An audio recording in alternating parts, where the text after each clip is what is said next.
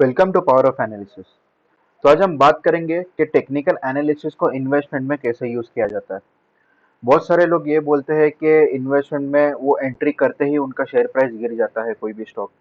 फिर बाद में बोलते हैं कि उन्हें सही रिटर्न नहीं मिल पाता, उन्होंने बहुत ऊंचा बाय कर लिया है, नीचे का प्राइस नहीं मिलता। तो प्लीज आप ये वीडियो ध्यान से देखिएगा। टेक्निकल एनालिसिस को इन्वेस्टमेंट में यूज किया जा सकता है। यहाँ तक कि इंडिया के successful investor mister Rakesh Jhunjhunwala भी बोलते हैं कि technical analysis is the most effective tool for an perfect entry and an exit. मैंने भी बहुत सारे प्रीवियस वीडियो में बोला है कि प्राइस कभी भी एक सिंगल डायरेक्शन में मूव नहीं करता है। से फॉर एग्जांपल प्राइस ऐसे ऊपर जा रहा है एंड देन वो रिट्रेस होता है, यानी थोड़ा सा प्रॉफिट बुकिंग आता है एंड देन एक स्टेप में ऐसे ऊपर जाने की कोशिश करता है। ये इसे कहते हैं अप ट्रेंड। अप ट्रेंड में प्राइस एक फर्स्ट हाई बनाता है एंड देन उसके फॉलोड बाय नेक्स्ट है उसकी ऊंचा बनाता है and then followed by third and fourth, यानी कि हायर हाइज बनाता है। ये आप देखोगे, इसे कहते हैं अप ट्रेंड। ये ट्रेंड को आप एक ट्रेंड लाइन के थ्रू भी जज कर सकते हो। ये आपका एक ट्रेंड लाइन हो गया, यानी कि प्राइस ये ट्रेंड लाइन को रिस्पेक्ट करते हुए ऊपर एंड ऊपर जा रहा है। देन एक टाइम आएगा जहां पे प्राइस साइडवेज होने लगेगा एंड देन इसे कहते हैं डाउन ट्रेंड, जहां पे प्राइस लोअर लोज बनाता है। पिछला लो को ब्रेक करके वापस नीचे आता है, देन अगेन ब्रेक करके वापस नीचे आता है। तो इसे कहते हैं डाउन ट्रेंड।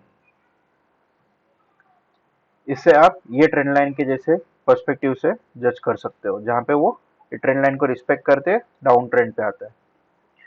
ये जो पार्ट होता है this is sideways market.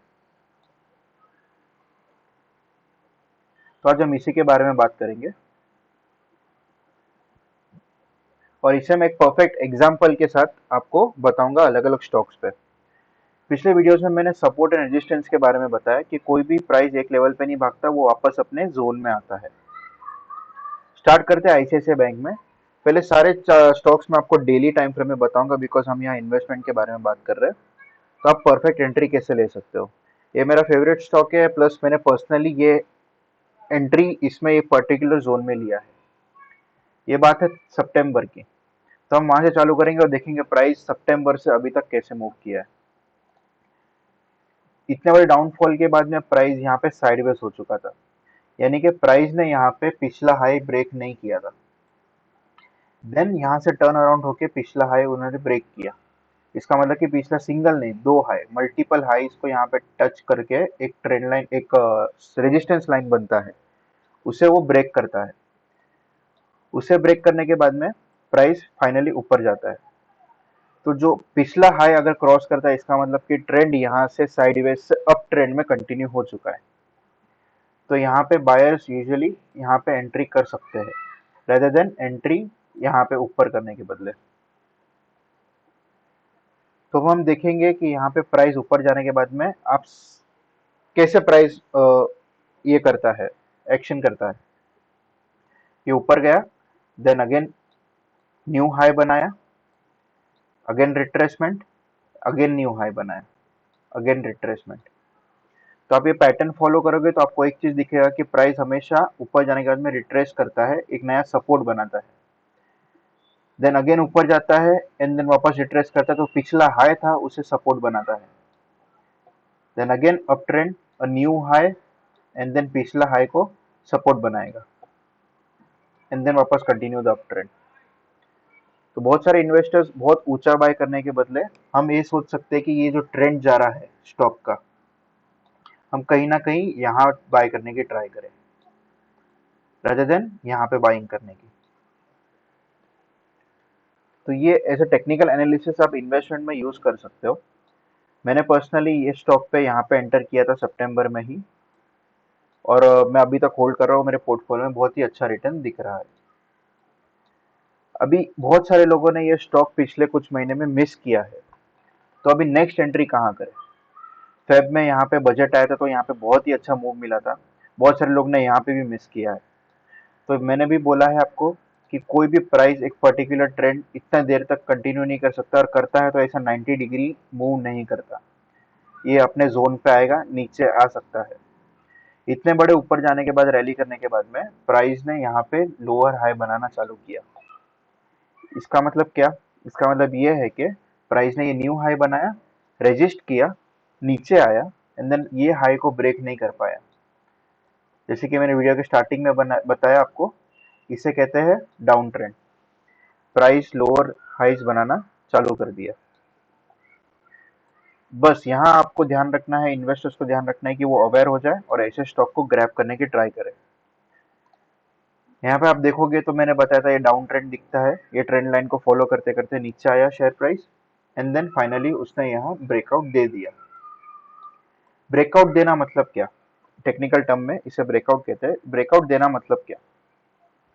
Breakout देना बेसिकली एक ऐसा होता है जहाँ पे वो अपना ट्रेंड जो कंटिन्यू रहता है, वो ट्रेंड लाइन को क्रॉस करके एक न्यू ट्रेंड क्रिएट करता है। उसका मतलब कि ये आपका डाउन ट्रेंड था, लोअर हाइज बना रहा था, एंड देन ये पिछला जो हाई था, पिछला हाई को उसने ब्रेक किया, शेयर ने ऊपर गया, वापस प्रीवियस हाई को उसने ब्रेक किया, ऊपर गया। इसका मतलब कि ये जो डाउन ट्रेंड है वो अब ब्रेक हो चुका है अप ट्रेंड में। पिछले कुछ 6 महीनों में शेयर अगर ये किन्होंने जिसने भी ये मिस किया है वो अब यहाँ एंट्री कर सकते हैं। तो बेसिकली ये प्राइस एक्शन है। बहुत ही ऊंचा बाय करने से अच्छा है यहाँ पे आप ऐसे प्राइस एक्शन को, टेक्निकल एनालिसिस को फॉलो करोगे तो आपको एक परफेक्ट एंट्री मिलेगा। एक नेक्स्ट एग्जांपल पे आ जाते हैं, LIC housing finance. Same view, same pattern, जहाँ पे प्राइस एक पर्टिकुलर रेंज में था, यानी कि नया हाई भी नहीं बना रहा था और नया लो भी नहीं बना रहा था। तो नया लो और नया हाई के बीच में वो फंसा हुआ था, जहाँ पे वो एक ट्रेंड कंटिन्यू नहीं कर पा रहा था। एंड देन फाइनली इस टाइम पे शेयर ने ब्रेकआउट दिया। ब्रेकआउट इसका मतलब कि मैंने आपको बताया कि प्रीवियस हाई को क्रॉस किया। प्रीवियस हाई आपको दिख रहा है कि यहाँ पे मल्टीपल टाइम्स टेस्ट किया है, ये आप रेजिस्टेंस भी बोल सकते हैं। रेजिस्टेंस पे क्रॉस किया, सपोर्ट लिया, एंड देन अपना अप ट्रेंड चालू किया। अप ट्रेंड माने न्यू हाइज बनाना चालू किया। तो ये आप ट्रेडर समझो कि बायर्स एंड सेलर्स एक्चुअली कैसे वर्क करते हैं मार्केट में।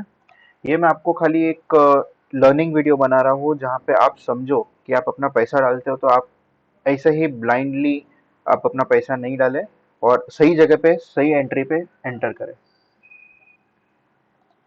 प्राइस फाइनली यहाँ अप ट्रेंड में आ गया था जहाँ पे वो अपना हायर हाइज बना रहा था।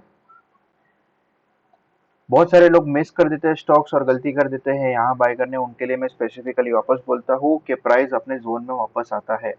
नीचे आया था, पिछला जो हाई था उसी को सपोर्ट बनाया, यहाँ पे एक एंट्री का मौका था।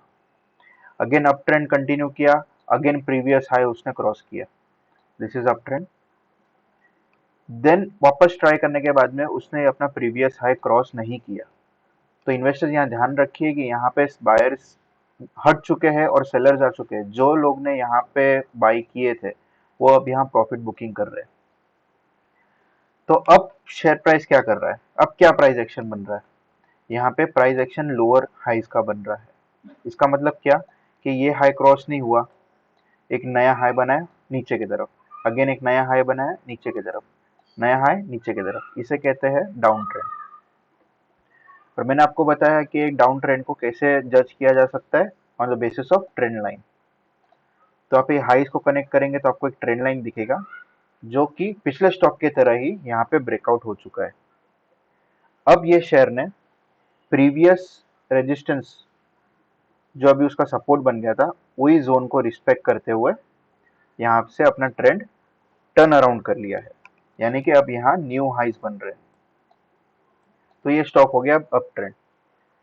तो एज एन इन्वेस्टर हमें ये चीज ध्यान रखना है कि आप ऐसे स्टॉक चूज करो जो अप ट्रेंड स्टॉक है, जो कि बहुत बेस्ट फंडामेंटल स्टॉक है और वो अभी डाउन ट्रेंड में मिल रहे हैं, डिस्काउंट पे मिल रहे हैं कंपेयर टू प्रीवियस हाइज।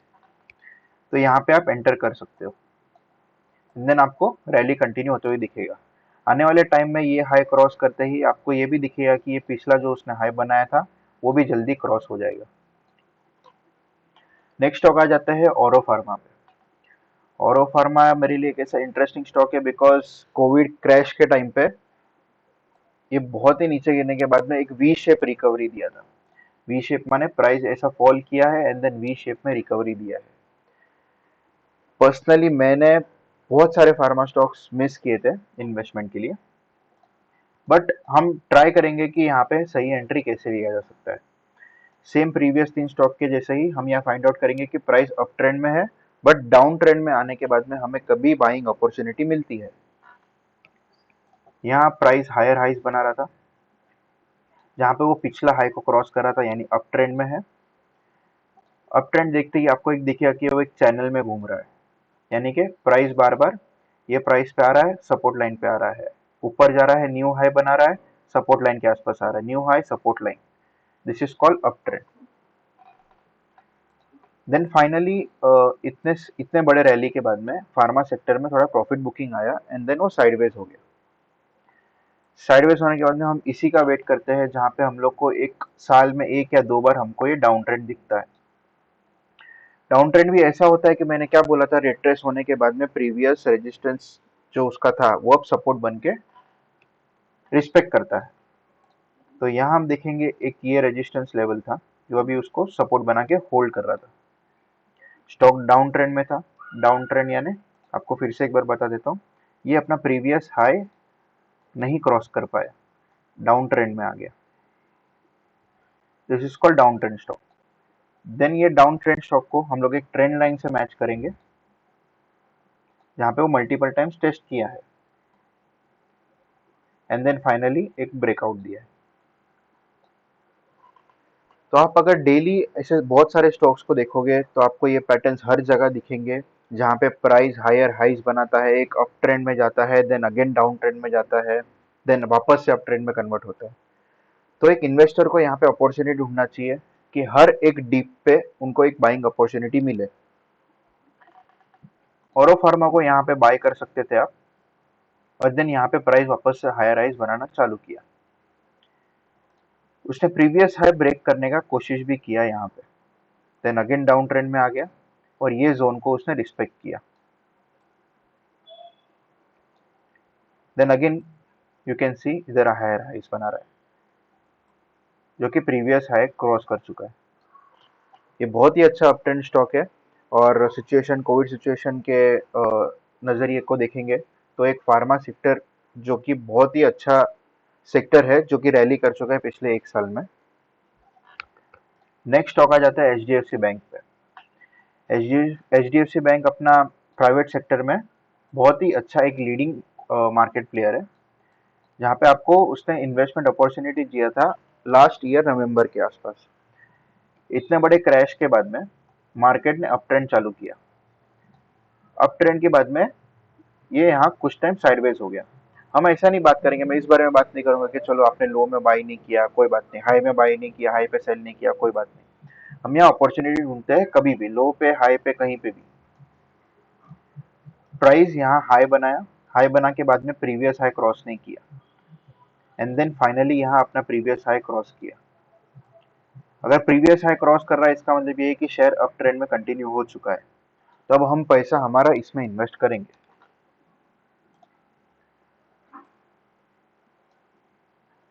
ये क्रॉस करने के बाद में प्राइस एक कंटिन्यूसली हायर हाइज बनाने की कोशिश करते हुए ऊपर गया and then finally on the month of Feb, जहाँ पे बजट डिक्लेयर हुआ उसके बाद में बहुत सारे लोगों ने यहाँ पे प्रॉफिट बुकिंग किया। प्रॉफिट बुकिंग किया बट कहाँ तक आया, पिछला हाई उससे भी ब्रेक किया। देन आपको नेक्स्ट स्विंग मिला इधर, जहाँ पे ये सपोर्ट लाइन को वो रिस्पेक्ट कर रहा था। सपोर्ट लाइन को रिस्पेक्ट करने के बाद में उसने एक ट्रेंड लाइन ब्रेक किया, जो कि पिछले लास्ट वीक की बात है। यहाँ पे हमको अगर वापस इन्वेस्ट करना है कोई शेयर में, तो हमें एक यहाँ अपॉर्चुनिटी मिलती है जहाँ पे हम इन्वेस्ट कर सकते हैं। तो रेदर देन अपना पैसा डाउन ट्रेंड स्टॉक में फंसाने से अच्छा, आई सजेस्ट कि जहाँ पे आप इन्वेस्टमेंट चालू करोगे तो ये नहीं होना चाहिए कि आप पैसा डालते ही वो स्टॉक नीचे चला जाए, ये होना चाहिए कि आप पैसा डालते ही स्टॉक ऊपर चला जाए। उसे कहते हैं परफेक्ट एवरेज। तो अब ये स्टॉक हम एक्सपेक्ट कर सकते हैं कि उसने पिछला हाई के यहाँ पे क्लोजिंग दिया है, रिट्रेस होके एंड देन वापस ही अपना प्रीवियस हाई यहाँ से क्रॉस करते हुए ऊपर की तरफ जाए। तो ऐसे किया जा सकता है इन्वेस्टमेंट में टेक्निकल एनालिसिस का यूज। यहाँ पे मैं आप लोग को एक चीज बताऊंगा कि आप आपको ये आदत डालनी पड़ेगी। मुझे भी यहाँ मार्केट में 3 साल हो चुका है। मैं यहाँ डेली स्टॉक्स को देखता हूँ, डेली प्राइस एक्शन देखता हूँ, उसके हिसाब से अपना इन्वेस्टमेंट एंड ट्रेडिंग करता हूँ। तो मैं भी यही चाहता हूँ कि आप लोग भी इसी चीज का आदत डालें। डेली स्टॉक को देखें, प्राइस एक्शन समझे, स्टॉक हायर हाइज बना रहा है कि लोअर लोज बना रहा है, लोअर हाइज बना रहा है, ये आप लोग को ध्यान रखना होगा। ये नहीं कि चलो आज मेरे पास कुछ अमाउंट आया है, आज इन्वेस्ट कर देते हैं, सबसे अच्छा रैली कौन सा स्टॉक हो रहा है हम उसमें डाल देते हैं। This is not that. Already जो स्टॉक रैली कर चुका है, बहुत सारे बायर्स इन्वेस्टर्स ऐसे हो कि जिन्होंने नीचे के लेवल पे बाई किया है, वो प्रॉफिट बुकिंग कर सकते हैं। तो हमें बेस्ट सिनेरियो इन्वेस्टमेंट का वही मिलता है जहां पे हम एक डिप पे बाइंग कर सके। पर्सनली मैं एज एन इन्वेस्टर जहां मुझे कोई स्टॉक में पोटेंशियल दिखता है, उसे फंडामेंटल्स दिखते हैं, एक बार यहीं कहीं पे एंटर करने के बाद में मैं फाइंड आउट करता हूँ कि मुझे नेक्स्ट डिप कहाँ मिल रहा है। For example LIC housing finance, ये हटा देता हूँ 1 मिनट। हाँ, LIC हाउसिंग फाइनेंस में मैंने आपको बताया कि मुझे एक परफेक्ट एंट्री यहाँ मिला था फॉर माई इन्वेस्टमेंट। ये बहुत अच्छे इन्वेस्टमेंट के बाद में मैंने पर्सनली इतना अच्छा एवरेज होने के बाद भी मैंने उसे और बाय किया ये लेवल्स पे, बिकॉज मुझे पोटेंशियल लगता है कि ये LIC हाउसिंग फाइनेंस एक परफेक्टली फंडामेंटल कंपनी है।